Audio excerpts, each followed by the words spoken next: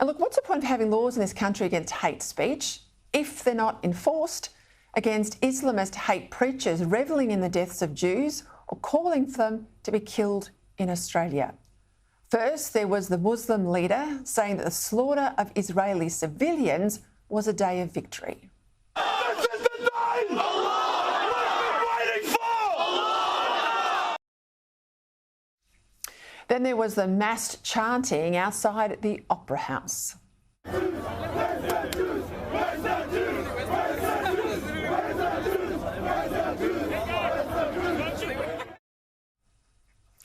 Then there was that preacher saying, "Kill the Jew."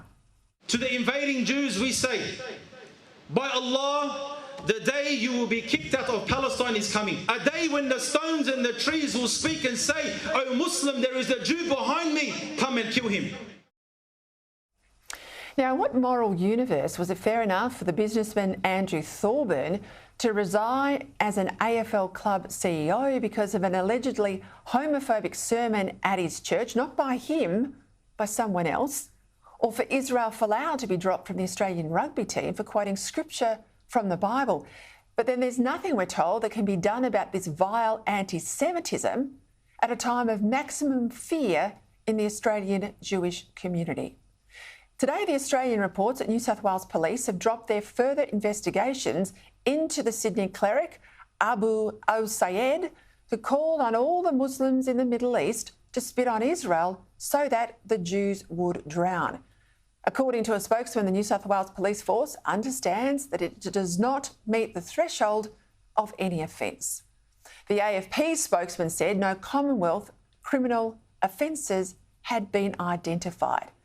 Now, this is reportedly the same Abu Ousayd whose former mosque was frequented by Australians who were later involved in terrorist atrocities in Syria, men such as Khalid Sharif and Mohammed El-Amar.